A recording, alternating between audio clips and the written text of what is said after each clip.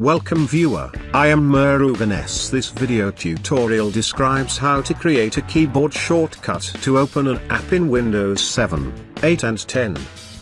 Type calculator in search bar, open file location.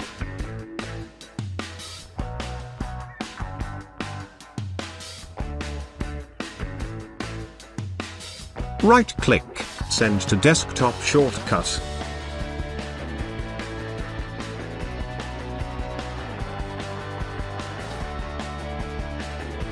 Right-click, click Properties.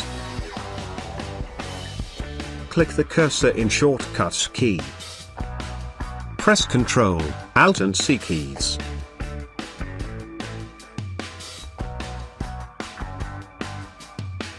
Click Apply, OK.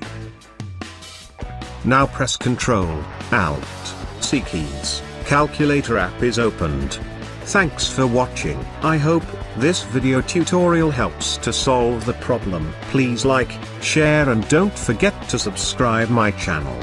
See you next video.